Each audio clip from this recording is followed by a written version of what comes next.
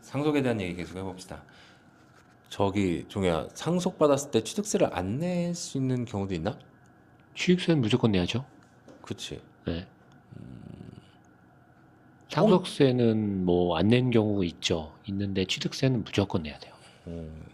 다만 여기서 이제 취득세를 좀 줄일 수 있는 방법은 좀 몇 가지 팁이 있는데, 일단 상속세부터 얘기하면 자녀 한 명 있을 때는 공제를 5억까지 해주기 때문에 상속 재산이 5억이다. 근데 자녀 한 명 있다면 상속세 안 내는 거고, 하지만 그래도 취득세 내야 돼요. 이게 주택인지 뭐에 따라 다 다르긴 하겠지만, 그리고 만약에 뭐 배우자랑 자녀가 2명 있으시다, 그러면 이제 상속세 10억까지는 공제되면 상속세 안 내지만 그래도 또 취득세 내야 됩니다. 그래서 요 취득세는 깜빡하시는 경우가 종종 있으실 것 같아요. 그치, 보통 누가 이제 그 부모님 중에 한 분 돌아가셨다고 이거 상속세 내야 되냐고 물어볼 때 네. 우리가 직접 뭐 대답을 해주는 게 부모님 한 분 살아 계셔? 그다음에 뭐 형제 자매 있어? 그러면 대략 12억 정도까지는 상속세가 없으니까는 너무 신경 쓰지 마 이렇게 보통 말을 해주는 것 같아. 네. 근데 취득세에 대해서는 물어본 사람이 거의 없지. 맞아요. 사실 취득세 같은 경우는 그 우리가 안 하잖아. 네. 세무사들 사실 잘 몰라. 세금이니까 뭐 같이 물어보는 거긴 한데. 어차피 그리고 등기하면서 법무사님들이 대부분 다 해주시기 때문에 이게 취득세는 우리가 뭐 낸다? 나도 취득세는 무조건 내는 걸로 알고 있었는데 뭐 안 내도 된다 뭐 이런 얘기를 들어갖고 누가 얘기를 하더라고요. 뭐, 말이 되나? 싶어갖고 한번 물어본 거고. 취득세는 무조건 내야 되고, 그 취득세 세율에 대해서 잠시 말씀을 드리면, 이제 조정 대상 지역, 강남구, 송파구, 또 하나 어디죠? 서초구. 요런 데 이제 조정 대상 지역이라고 하는데, 여기에서 주택을 취득하면 1에서 3%. 그런데 이제 2주택자다. 그러면 이제 8%, 3주택자다 그러면 12% 이렇게 점점 늘어나거든요. 다만 이제 비조정 대상 지역이라면 1주택자든 2주택자든 똑같이 1에서 3%고 3주택자는 똑같이 이제 8% 이렇게 적용이 되고 있어요. 그래서 이 주택을 취득함에 있어서는 상속 재산가액에 대해서 1에서 3% 정도는 납부하실 거라 이게 좀 생각을 하시면 좋을 것 같아요. 그러면 지금 조정 대상 지역이 강남 3구 그리고 용산이잖아. 네. 용산이 있네요. 용산 네. 빼먹었어. 강남 3구 용산인데 만약에 부모님이 내가 지금 송파에 살고 있어. 네. 부모님이 돌아가셔갖고 송파에 있는 집을 받았어. 네. 그러면 2주택자가 돼가지고 취득세가 8%가 되는 건가? 조정 대상 지역이라? 조정 대상 지역이라서 일시적으로 취득한 거에 대해서는 좀 면제가 있지 않나요? 좀 이게 그렇게 난 좀 물음표가 생기는 게 비자발적 취득이잖아. 네, 상속은. 그렇죠. 비자발적 취득인 경우에는 이거를 중과세로 내가 의도해서 취득하는 거를 막으려고 하는 게 중과세인데 네. 비자발적 취득인데 이거를 중과세로 때려버리면 받는 사람이 되게 억울할 것 같은데. 그렇죠. 그런 부분은 좀 억울하니까 일반적인 세율 적용은 하진 않고 상속받은 주택에 대해서는 2.8%로 그러니까 적용하고 다주택자 있습니다. 중과로 적용하는 게 아니라 상속에 대해서는 무조건 상속세율로 네, 맞습니다. 2.8% 별도로 있습니다. 상속세율로. 이제 취득세율이 2.8%고 이제 지방소득세, 농어촌 특별세 합치면 3.16% 정도 됩니다. 그럼 만약에 내가 집이 없어. 네. 내가 집이 없는데 상속을 받았어. 네네. 그래도 2.8%? 아니요. 그 집이 없으면 1세대 1주택자는 이제 0.8%. 좀 낮습니다. 종이야, 나 그럼 궁금한 게 하나 있는데 네. 만약에 자 우리 부모님이 네. 계셔. 집에 한 채 가지고 계셔. 네. 그리고 나는 우리 형이랑 이렇게 자식은 둘이 있어. 네. 그 와중에 나는 집을 어떻게든 사서 자가를 구했고 네. 우리 형은 지금 부동산 뭐 어쩌고 해서 주택 안 살 거야 해서 무주택 상태로 있는데 돌아가셨어. 네. 그래서 어머니가 가지고 계신 집을 물려받겠지. 네. 그러면 우리 세법은 내가 알기로 대원칙이 인별로 과세되는 게 기준으로 알고 있는데 인별 과세가 그러면 나는 집이 있으니까 3%? 뭐 아까 2.8%에 뭐 저기 뭐냐 지방교육세 뭐 기타 등등 합쳐갖고 3% 정도 나올 건데 네. 나는 3%고 우리 형은 1%로 과세가 되는 건가? 아니요. 그럴 경우에는 주된 상속인을 이제 지분이 더 많은 사람을 주된 상속인이라 부르는데 그 형이 무주택자로 하셨잖아요. 음. 형한테 이제 51%의 지분을 드리고 음. 나는 이제 49% 갖게 되면 둘 다 이제 0.96%, 즉 한 1% 정도의 상속주택에 대한 취득세를 납부를 하게 돼요. 아, 그러면 상속세 할 때는 주된 상속인 기준으로 세율이 결정된다. 네, 맞습니다. 나머지 이제 그러니까 소수 지분권자라고 하잖아, 우리 보통. 네, 우리 그 뭐냐, 지분이 많은 사람, 네. 그 다음에 당해주택에 거주한 사람, 네, 뭐 이런 기준이 있잖아.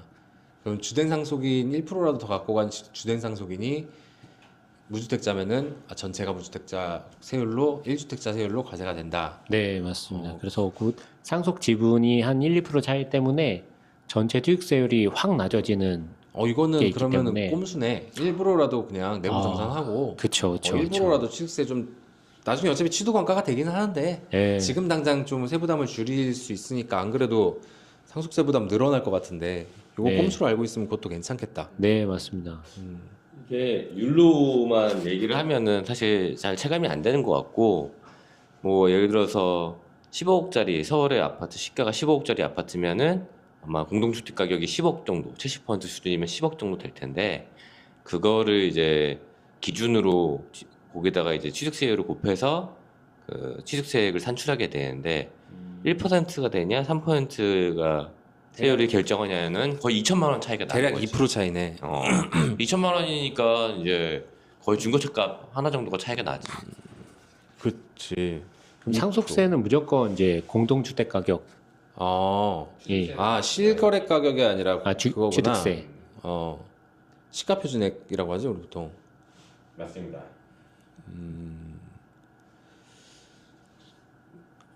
괜찮은 전략이다. 이거는. 이런 전략은 양도세 상담이나 상속세 상담을 같이 할 때 같이 뭐 얘기를 하면은 좋은 포인트가 될 것 같아. 그럼 형 궁금한 게 있는데, 한 가지 더. 1% 지분을 더 많이 갖고 있으면 무주택자, 주된 상속인이 1%라도 지분을 더 많이 갖고 있으면 무주택자가 되는 거잖아. 전체가. 그러니까 1주택 세율로 그렇지. 9.6%, 0.96% 적용을 받는데, 우리 아까 얘기했던 그 주된 상속인을 결정짓는 기준들 있잖아. 지분이 제일 큰 자, 그리고 당해주택 거주자. 그것도 아니면 원래 옛날에 호주 승계인이었는데 지금 이제 제일 연장자. 연장자 호주 맞아. 승계인 개념이 사라졌잖아. 음. 그러면 만약에 지분은 똑같이 갖고 주된 상속인이 그 집에서 아까 우리 집 상황에서 우리 형 무주택자니까 상속받아서 그 집에 들어가서 살았어. 그러면은 주된 상속인이 우리 형이 되는 거잖아. 그렇지. 그때도 그러면은 그렇게 적용받을 수 있는 건가? 어쨌든 그렇게- 주된 상속인이 무주택자면은 1%로 적용될 수 있는 건가? 아니면 지분을 무조건 그건 지분으로만 결정되는 건가? 만약에 그 예를 들어서 50대 50으로 받았다. 근데 거기 이제 형이 이제 그 주택에 거주를 했다. 그러면 형이 주된 상속인이 돼서 그치. 그 기준으로 이제 세율을 결정하게 그러니까 되는 거지.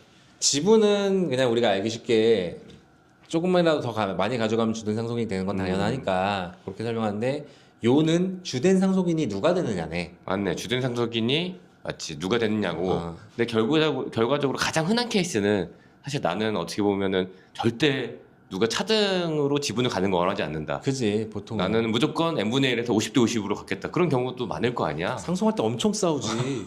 절대 뭐 그거 1% 갖다가 양보하거나 그런 경우는 나는 못 본 것 같은데 10년 동안. 결국은 아무리 사이가 좋았던 가족이라도 상속 앞에서는 그렇게 또 유쾌하게만 이제 양보를 할 수 없기 때문에 뭐 사이가 제일 좋으면은 이런 전략들을 쉽게 펼칠 수 있겠지만은 뭐 어쨌든 난 무조건 똑같이 나눠야겠다. 그러면 이제 그런 아까 그 나이 같은 요소나 아니면 주택에 거주한 요소들을 고려해서 결정을 해야 되는 거지.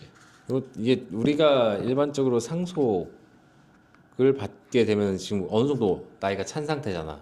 그렇죠. 막 진짜 빨리 돌아가시지 않으면 나이가 찬 상태인데 사실 뭐 지금 여기 있는 3명만 해도 다들 자가 갖고 있고 대부분은 자가 갖고 있으니까 적용할 여지가 그렇게 많지는 않다. 상속받으려고 일부러 내가 주택을 안 사고 있는 뭐 이런 전략을 짜는 거라고 모르는데 사실 그건 그렇죠. 현실적이진 않고. 근데 네, 그런 방법이 있을 것 같아. 만약에 뭐 그 아버지가 돌아가셨는데 어머니는 아버지랑 이제 같이 집을 공동 명의로 갖고 있었어. 그리고 자녀가 2명이 있었는데 자녀도 다 1주택 1주택이야. 음. 근데 그러면은 어머니가 상속 지분 조금이라도 더 갖고 간다. 그러면은 어떻게 될 것 같아? 어머니가 상속점을 좀 어머니는 근데 정확하게 말하면은 어머니 순수한 무주택자는 아니지. 1주택자잖아. 근데- 원래 있던 주택을 동일선상에서 물려받은 것 뿐이잖아. 근데 50%에서 100%로 가는 거는 이 특례를 적용받을 수 있어. 그러면은 일단 어머니 명의를 조금이라도 더 지분을 늘려놓으면은 이 특례 할인된 취득세율을 적용받을 수 있지. 그럼 1%라도 어머니 지분을 넣어놓으면 공동명의인 경우에는 그렇지. 그때는 또 이용할 그러면은 이거는 일반적으로 좀 이용을 많이 할 수 있겠다. 이거는 좀 일반적으로 적용하기가 좀 쉬운 사례가 될 것 같아. 공동명의가 돼 있는 집에서는 지금 만약에 부모님이 1주택밖에 없었다. 근데 어머니가 50%에서 100%로 간다. 이거는 아까 그 특례세율 적용받을 수 있다. 이렇게 이해를 하면 될 것 같아. 좋네.